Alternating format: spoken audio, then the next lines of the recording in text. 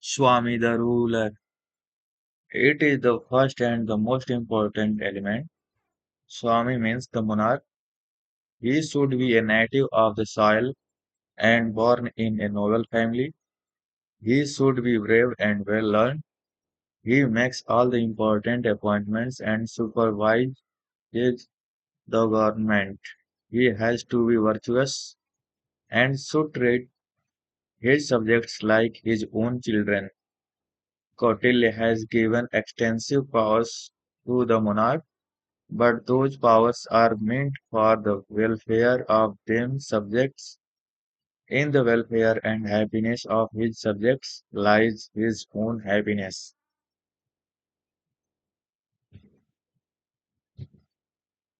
Amartya, the minister. It refers to the council of ministers as well as the supporting officials and subordinate staffs. They are meant for assisting the monarch in day-to-day affairs of the state. Amartya gives suggestions to king, collects taxes, develops new villages and cities, ensures defense of the state and all other tasks as assigned by the king. Janpad, the population. It refers to territory and people of the state. The territory of the state should be fertile and should have abundance of forest, rivers, mountains, minerals, wildlife, etc. It should have good climate. People should be loyal to their king, hardworking, disciplined, religious, ready to fight for their motherland, should pay taxes regularly and happily. Durg, the fortified capital. It refers to forts. The state should have sufficient number of forts across its territory at strategic locations for ensuring defense against foreign invasions. Forts should be built near hills, mountains, deserts, dense forests, and big water bodies. They garrison soldiers, store food grains for emergency, and also serve as a hideout for the king when his life in danger. Post the treasury. This means treasury of the state finance is life blood of any state without which it is almost impossible to run it. Money is needed for paying salaries, building new infrastructure, etc. The treasury should be full of money and valuable metals and gems. It can be increased through taxation and plundering enemy states in war. Dund, the army. It refers to military. The state should have a regular, large, disciplined, and well-trained military. It is crucial for the security of the state.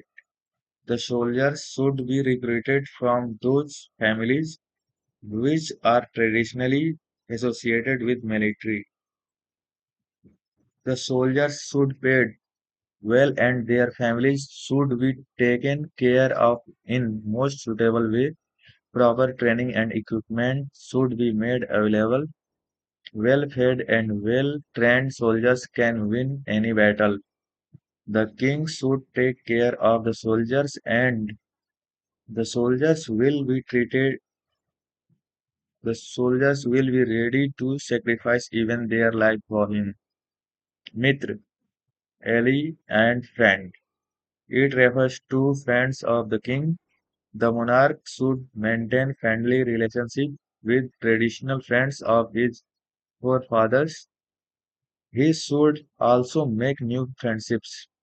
He should send gifts and other pleasantries for his friends. They should be helped in times of emergency. The six methods of foreign policy according to Arthashastra of Kautilya. Sandhi. Making a treaty containing conditions or terms. policy of peace, Vigra, hostility, Asan, not planning to march on an expedition, policy of remaining quiet, Yana, marching on an expedition, Samsray, seeking shelter with another king or in a fort, Dvaidhi Sandhi with one king and Vigra with another at the same time, the double policy. They should be loyal. Friends add to the power of the state. They are also important from foreign trade viewpoint. This theory, also known as the Saptang theory, elements of state. In Manusmriti, Manu deals with seven prakritis of the state like king, the ministers, the capital, the real, the treasure, the army and ally. But Kautilya in his Arthashastra put the same in a different order like the Swami, the Amatya, the Janapad, the Durgas, the Kosha, the Danda, the Mitra, and the enemy.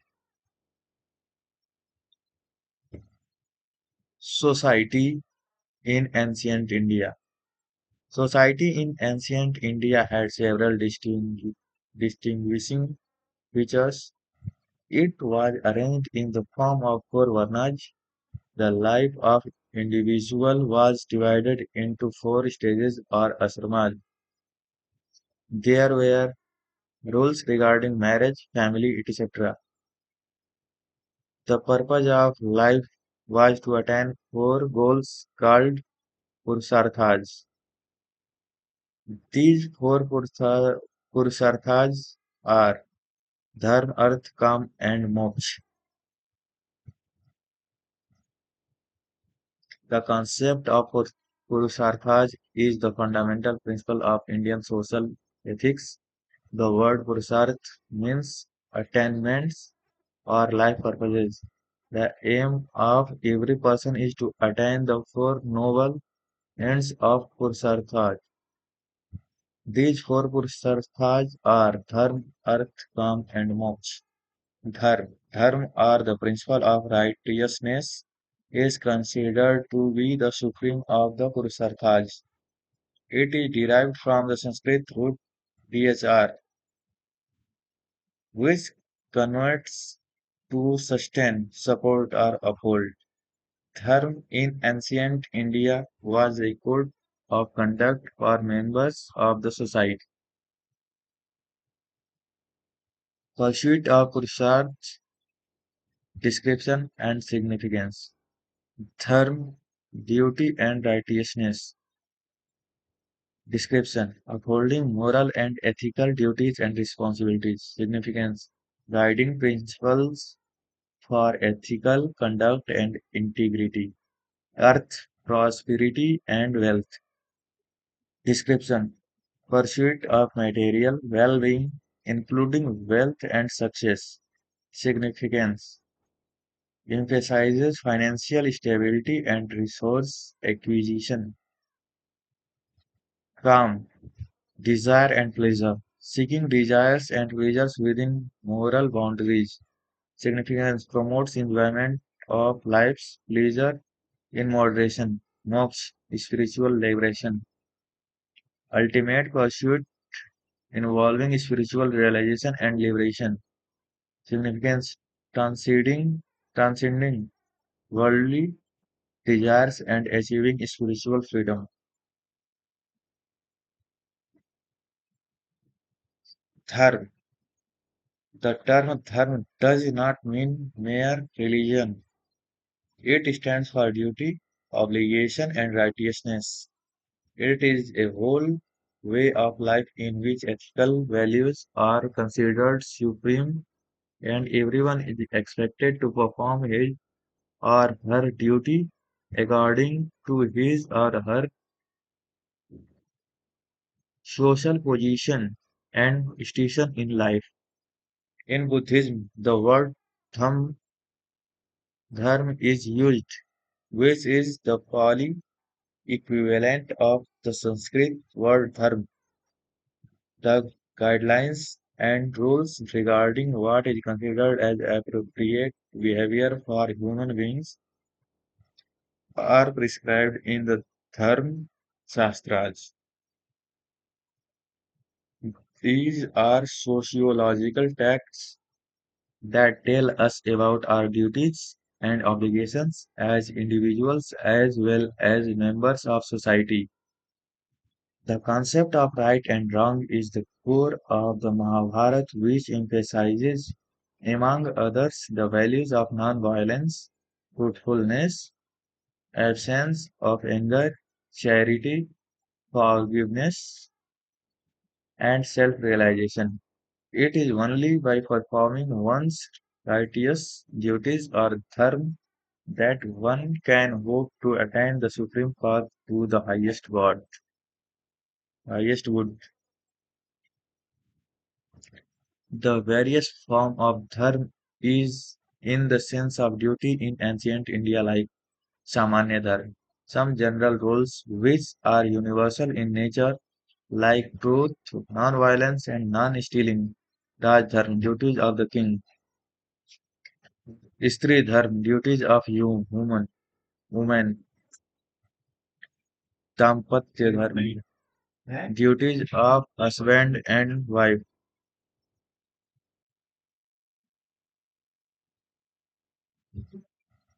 Varna dharma, duties of varnas. Ashram dharma, duties in the different stages of life. Apad dharma, duties during the crisis period.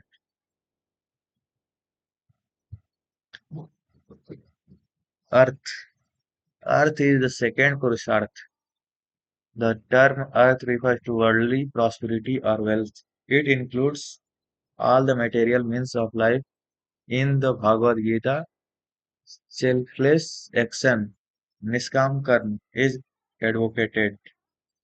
It is an action which is required to be performed without consideration of personal consequences. It is an altruistic action aimed at the well-being of others rather than for oneself. This doctrine is known as Karma Yoga. Calm. Calm means worldly pleasure or sensual pleasures. It refers to some of the innate desires and urges in human beings. Moksha. It is the ultimate purusharth. Moksha means salvation or liberation from the cycle of birth and death. Ethics, Niti Shastra, is a branch of philosophy that deals with moral values. In every religious tradition, good moral conduct is considered essential for a happy and contented life. Without following the path of righteousness, no one can attain supreme goal, moksha of life. For this one has to perform good deeds and avoid wrongdoing. Purusharth is a cornerstone of ancient Indian philosophy, emphasizing the holistic approach to life and the pursuit of a meaningful existence. Here are some key aspects of its significance. Balanced life. It promotes the idea that life should be lived in a balanced and harmonious manner, taking into account various aspects of human existence.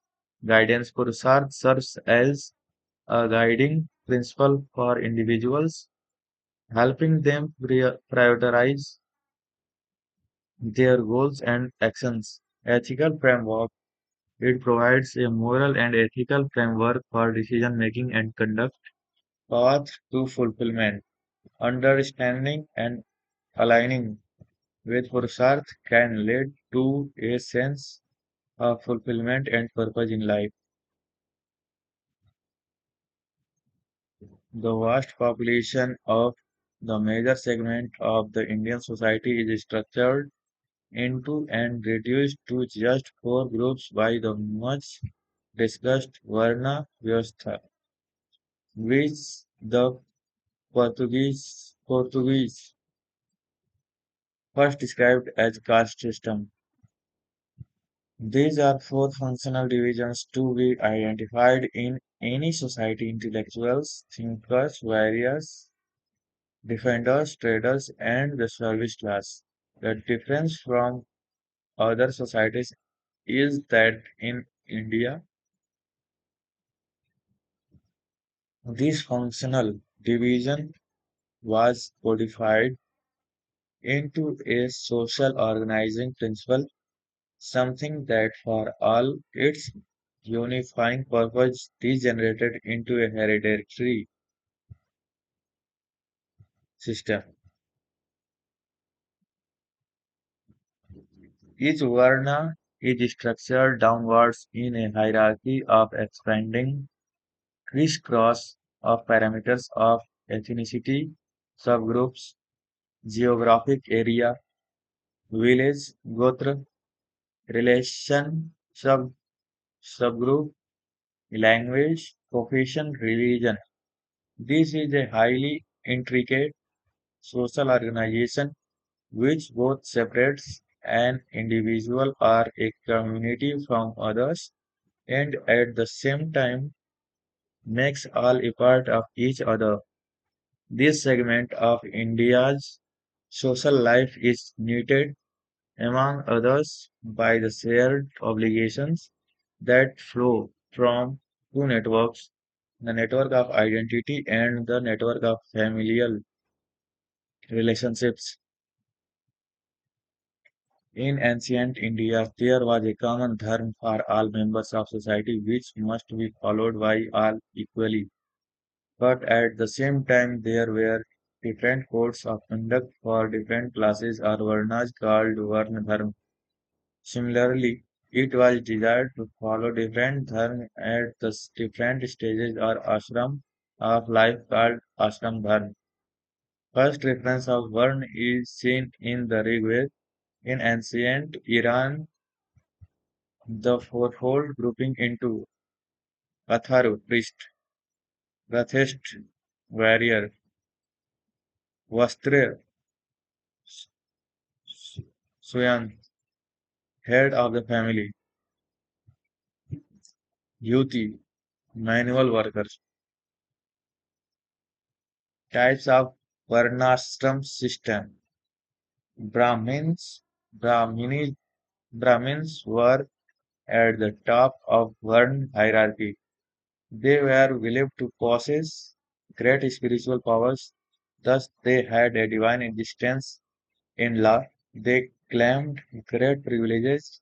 Normally, Brahmins were exempt from execution, torture, and corporal punishment. The main function prescribed for Brahmins were learning, teaching, and priest- priesthood. Kshatriya.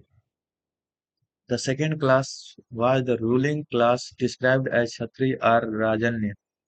Kshatriyas represented heroism, courage, and strength. They constituted the warrior class. The duty of Kshatriyas was protection, which had both internal and external aspects.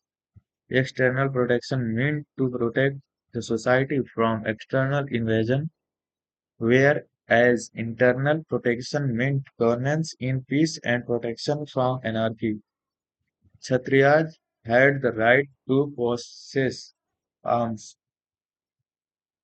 Vaisyas represented the trading and commercial class. According to many, the main task of the Vaisya was to keep and maintain cattle, but it seems that later on Vaisyas became economically a very important class of society. The, the ideal Vaisya possessed the expert knowledge of jewels, metals, cloth, threads, spices, perfumes, etc. In this sense, Vaisyas were Ancient Indian businessmen, Sudras were the bottom of the social hierarchy. They pursued the task of serving the other three Varnas.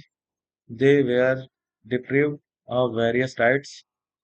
Later on, the four Varnas were divided into various subcategories called caste.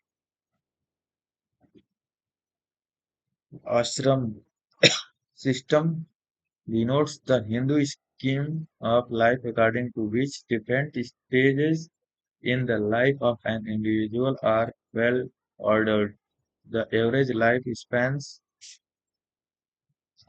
of an individual is considered to be 100 years and it is divided into four stages, each stage having a time span of 25 years.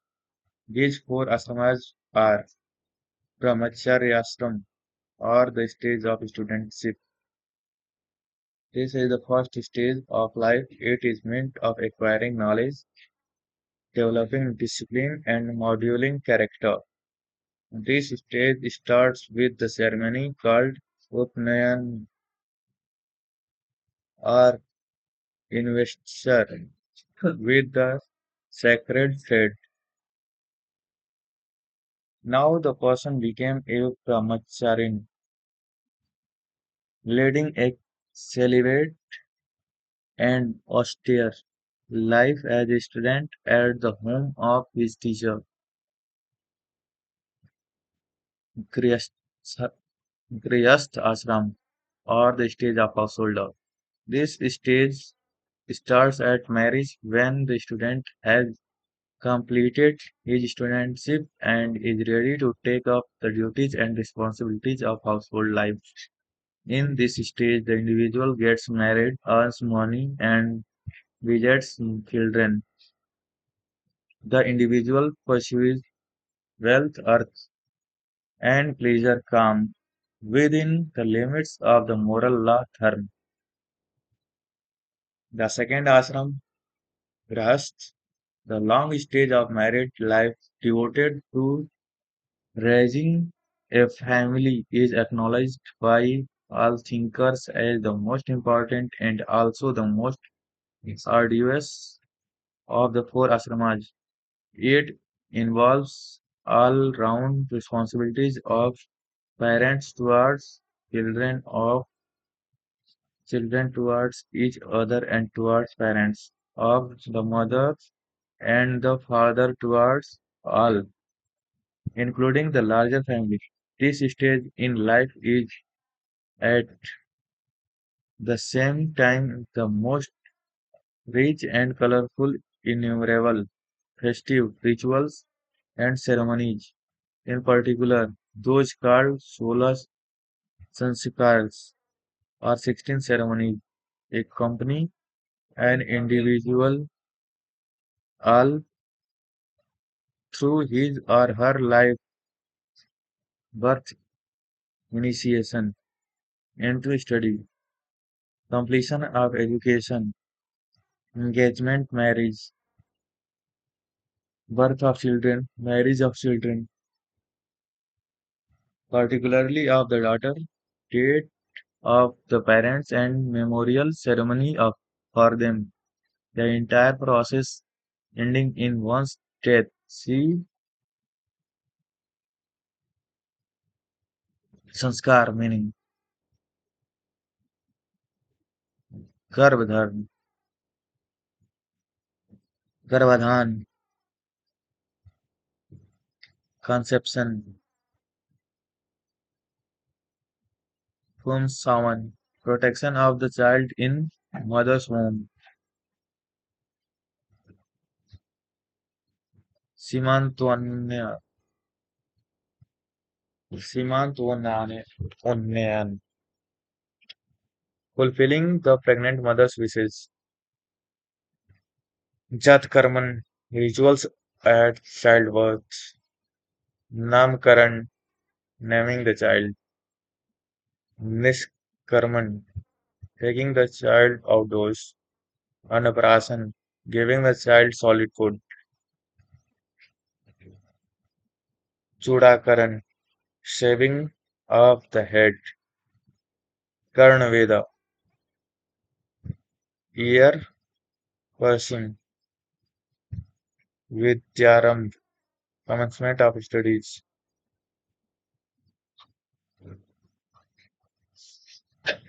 Upanayan, initiation into adulthood. Samyavartan, completing education. Vivah, marriage. Sarva Sanskar, preparing for renunciation. Sannyas, renunciation, untasty last rites. List of the 16 sanskars or 16 ceremonies. Vanprastha, or the stage of retirement from active life. After discharging all the duties and obligations as a householder, the individual enters into the Vanprastha stage. It consists of the third quarter of person's life. In this phase, after retiring from active life, the individual dedicates himself to a life of spiritual contemplation. He leaves his home and goes to the forest to become a hermit. Sannyasra, sannyasram are the stage of renunciation or wandering mystic. This is the last stage of life. Now the individual leaves his hermitage and becomes a homeless wanderer sannyasin with all his earthly ties broken. The sannyasin aspires and acts to attain liberation only. Family is the keystone of social arc. Marriage is the instrument of family and the mother or wife is the custodian of marriage. Family is sacrosanct and that involves an elaborate code of duties for each member of the family. Family is also the economic unit and as such it takes care of all members regardless of how much they earn and contribute individually to the family income. It is a protection against adversity and a strong instrument of social security, something that costs Western nations huge amounts of public money to provide to its citizens because family results from marriage. Marriage is also sacrosanct. Marriage or vivaha was a very important sanskar in ancient India. The purpose of marriage in ancient India is as follows: promotion of religion by performance of household sacrifices, progeny, or the happy afterlife of father and his ancestors, and continuation of family line or kul. The Rigvedic marriage hymn states, I take you hand in mine for happy fortune that you may reach old age with me, your husband. 10.85.36. Marriage customs and rituals vary according to communities and other subgroups. Manu and other law givers have mentioned about 8 forms of marriage. Brahma Vivaha. This is considered to be the purest form of marriage. In this form of marriage, the father of the bride offers his daughter to a man of character and learning. The daughter, who is decked with ornaments and richly dressed, is given as a gift to a man of good character and high learning. Daiva Vivaha.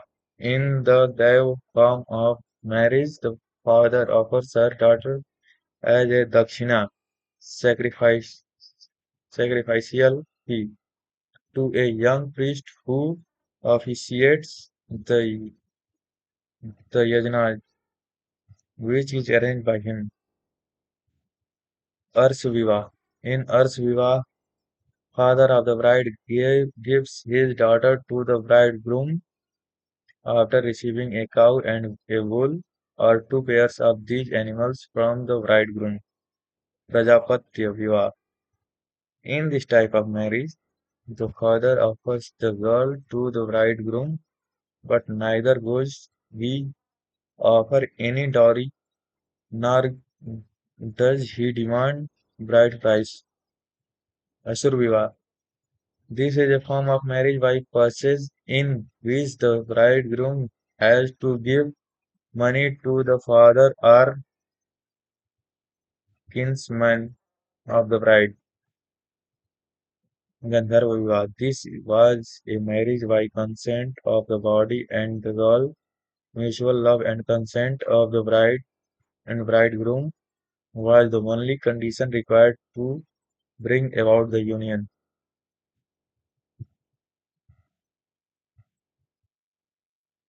Rakshas Vivaha. This was marriage by capture in which the girl was forcibly abducted from her home, crying and weeping, and her kinsmen have been stand and their houses broken.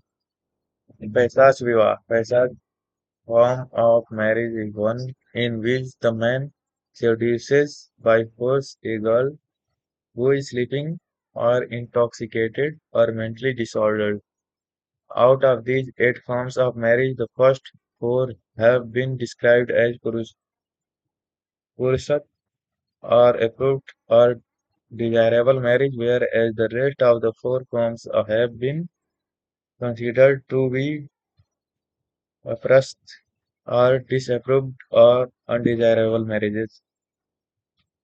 Anulom Vivaह or Anulom marriage, hypergamy. In Anulom marriage, the groom belongs to a higher world and the bride to a lower world. Pratilom marriage, hypogamy. In Pratilom marriage, the groom belongs to a lower world and the bride to a higher world. Both marriages were prevalent during the Vedic age. This practice continued till the modern age. Monogamy, when marriage involves one husband and one wife alone. Polygamy, when marriage involves more than one mate at one time. Polyandry, when more than one man is married to a woman.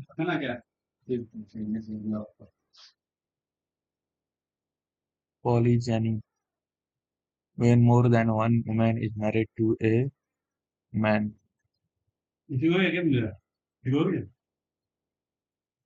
Levirate. Levirate is the custom in which a widow marries her husband's brother.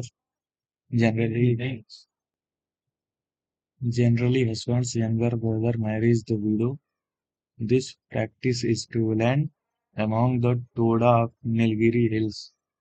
Sororate. Sororate is the custom in which a widower marries the younger sister of his deceased wife. It is generally found among the tribes of central India such as Gond or Bag.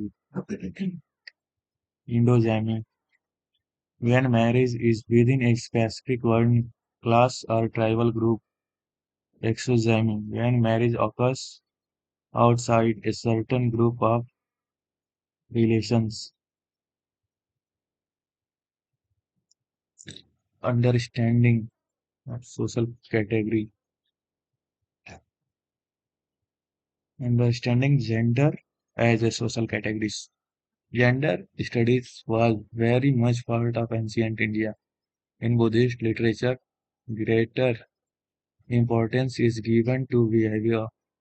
Manu lays down that brothers should separately give their shares to unmarried sisters. Failing to do so brings doom upon them. Gautam says that unmarried daughters not well settled in life shall inherit the property of their deceased father. Girls were sometimes given some educational instructions through Vedic learning.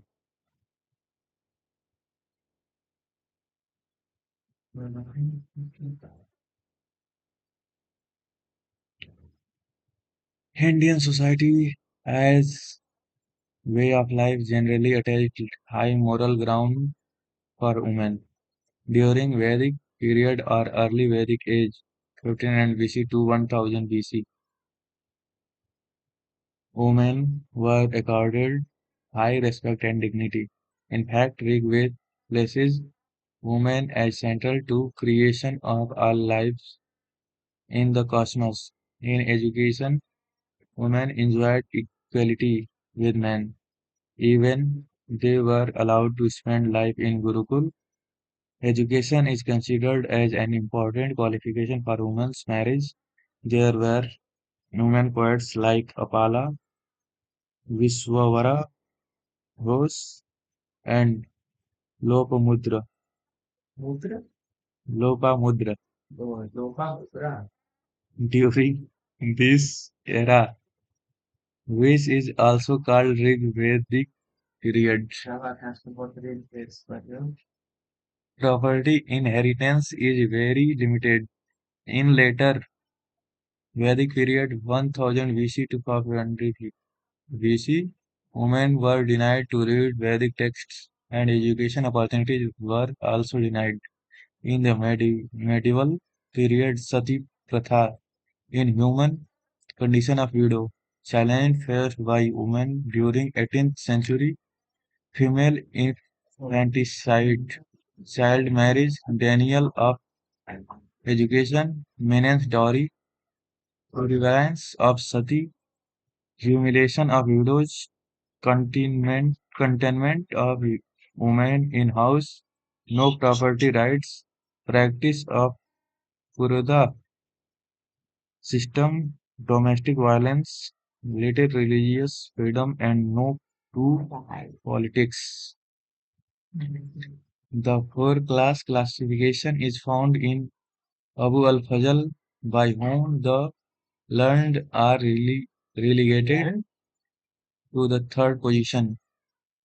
The people of the world may be divided into four classes: warriors, who in the political body have the nature of fire. Their flames, directed by understanding, consume the straw and rubbish of rebellion and strife, but kindle also the lamp of rest in this world of disturbances. Artificers and merchants who hold the place of air from their labor and travels. God's gift become universal and the bridge of contentment nourishes the rose tree of life. The learned, such as the philosopher, the physician, the arithmetician, the geometrician, the astronomers, who resemble water from their pain and their wisdom. A river rises in the drought of the world, and the garden of the creation receives from their irrigating powers a peculiar freshness. Husbandmen and laborers, who may be compared to earth by their exertons. The staple of life is brought to perfection, and strength and happiness flow from their work. It is therefore obligatory for a king to put each of these in its proper place, and by uniting personal ability with due respect for others, to cause the world to flourish. From Abu al-Fazl A. in Akbari, 4, 5 sources of Indian tradition. P513. Thank you.